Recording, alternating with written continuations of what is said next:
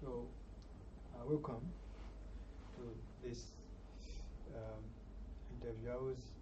I just want to know some few things that you think about. I know you are a professor here, and you know more stuff than I do, and I want to learn from you some of the things which you think our nation is doing wrong or is doing good, that it should continue, or what is it that it is doing wrong that it can change. Let's start with the banking system. What do you think the banking system in Malawi is doing? The banking system, Yes. obviously, to answer your question, is the same old things of exploiting the poor. You know, Malawi, we are using what we call the capitalist system, where it is the survival of the fittest. Yes. And obviously, the fittest are those in Western capitals. So those that are benefiting from the current system of what we call the banking system is that the rich gets richer. So to answer your question is that the banking system has not helped us either. You can see that we have different banks in Malawi, but what they're doing is that if you look at the interest rates, it's almost like every bank follow the same trend of exploiting the poor.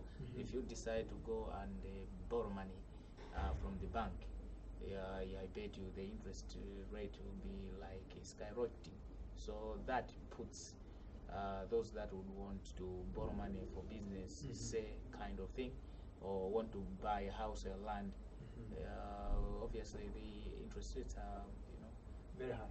it's a hindrance. It's a hindrance. Yeah. So obviously banking system is a setback in this country. Yeah, so just for example, I have several accounts with so many banks. I mean, I think with 3 banks in Malawi, of which all of them now they are closed because of some things which I did not like in those banks. And one of the epic thing which I did not like is the interest that the rates that they charge me every month.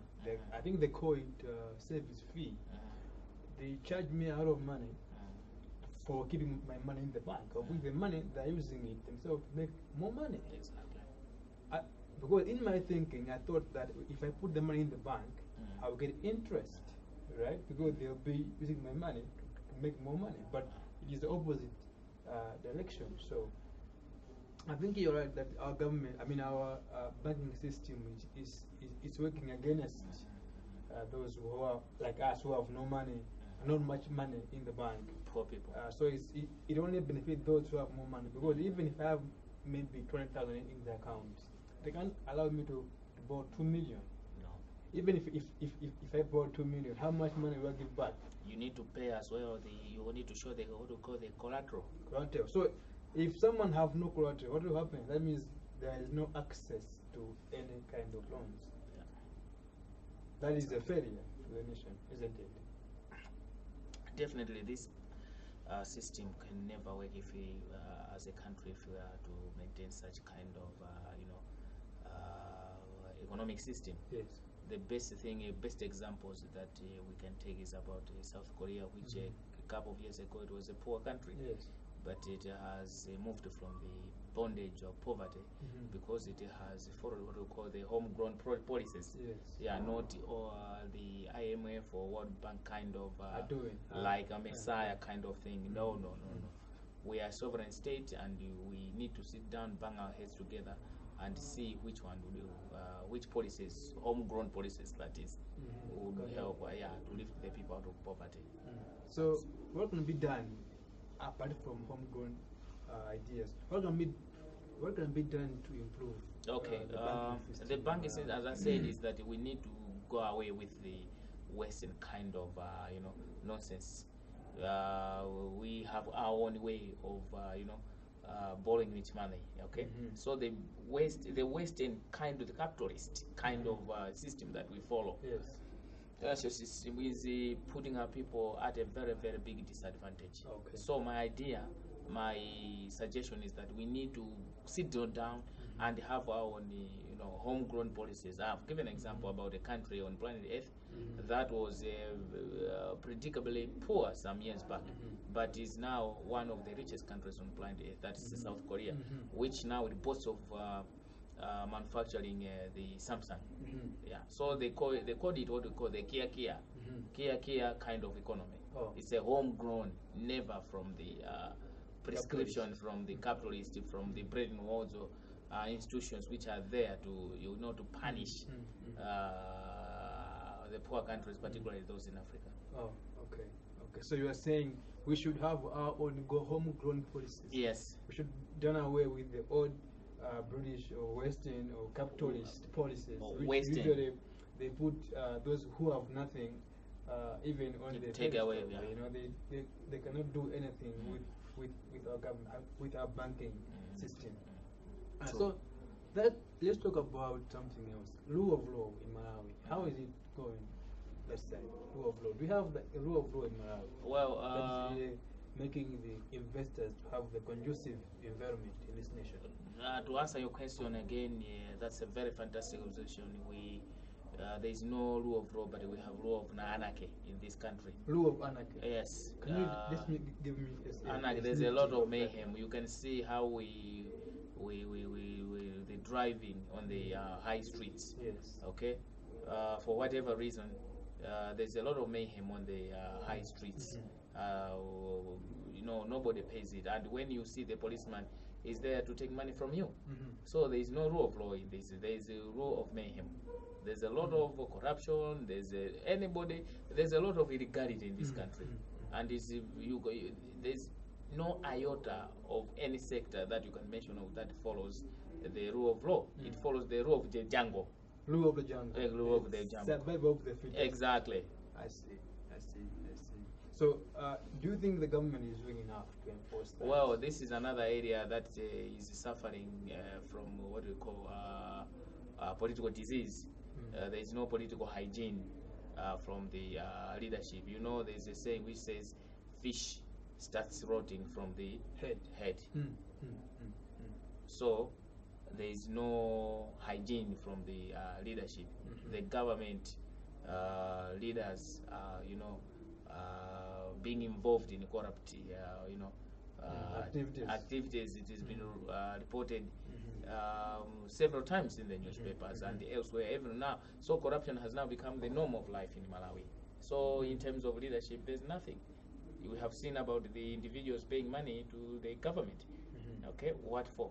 You have seen lots of misgovernance. Yeah, so the leaders, and further is that they are full of impunity. Yeah, there's impunity, nepotism, cronyism. Yes. Yeah. So yeah. I see. So you are saying even the government itself is corrupt in some ways. Yes. And if that is corrupt, if the government is corrupt, that means even the hotel, which is the government is the head. That means it's a sole hotel. Exactly. So it would be difficult even to save this fish. Exactly. Wow. Exactly. Wow. Yeah. So the other day I met this old man, and he was telling me about things at Capitol Hill. He said, "Which old man is this?" I was doing some research the other day, and I met him while I was doing my research, and he had to say, I had to spend about 1 hour, I guess, to talk about these things. And in one of his points, he said, you see, if you go to Capitol Hill today, you find a lot of young men there, but you will never see an advert, newspaper or on the radio saying there's vacancies at Capitol Hill. Where are those stuff coming from? Find out they are just ladies of those people who are there already. And after 2-3 years, those guys they are driving. Where do you think they're getting the money from? Then he said that these people, they are also part of the steering group in the government. So he was again trying to refer to me that your age, they are there and they are stealing from the government. So as you have already explained, that these things is not new. It's coming from the top of things and coming down. So even these young people, they guys following suit, right? Oh, I see. Yeah. But let's try to make Malawi great. What are other things which you can suggest as a citizen of this nation Okay. What is good? There are a number of issues that we can do. All is not lost. Yes. What we do is that we need to educate our young men and women the evils, the dangers of corruption, and we have to inculcate in them the the values of hard work, of which was predominantly there when Malawi became independent, because we were led by the what we call the nationalist leaders in the likes of Kamuzu, Kaunda, Kwame Nkrumah. So to put your question is that I am an Afro-pessimist. I sure that the next generation will be better off, because we need to take responsible for our own actions, and meaning that we need to go out with a cancer which is eating away the core public, the core fabric of our society. So if we educate our young men and women, and then we inculcate in them the values of civic, being patriotic to their country, things will move in the right direction. We have seen what the amazing thing happening in Rwanda already. Okay, it's a perfect example.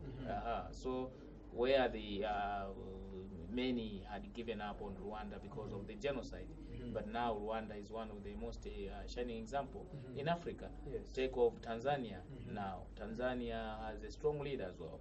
Okay, this is John Pombe Magufuli. Tanzania is moving in the moving in the right direction. So we have many examples in Africa. Ethiopia, okay, is also just a latest example. So just mention something about Rwanda. Rwanda, I heard, and I think this is true, that now they are about the fastest growing nation in Africa at the moment. And I heard that Rwanda, they came to Malawi to get our vision, which during the time of Bakili Muluzi's drought, it was called what? Vision what? Vision 2020. Yeah, that one. Yeah. I heard that they came here and got some documents, and they went to Rwanda and implement those things. Now they are working, and now our government is sending people to Rwanda to learn things which we did here in Malawi. That's another problem that we have, is that we are good at making policies, but we are very poor at implementing it. The main problem is what I have already alluded to, is about corruption. Corruption. Yeah, when you put your relatives, relatives in high offices in order to protect you, people, being qualified, those that are not qualified for and they never competed for. So these are the results that you get. So when you invest, when you sow bitter seeds, what you harvest is bitter seeds as well. Oh, yeah. Oh, that's great. All right, thank you for joining us. Thank you. And thank you for watching us. Please make sure to again join us on this channel, because we'll be bringing even different people from different sectors of life. And again, just to share with you, because our job, our main goal, my main focus is just to make sure that we, the people, have the voice, and we are the ones who should make Malawi great again. See you next time. Thank you very much for inviting me to your show. It's been great, and let me make it clear that the views expressed in here are my views, and they are bound to be mistaken. I don't possess, such kind of the monopoly of wisdom. No. Thank you very much. Welcome, sir. Yeah.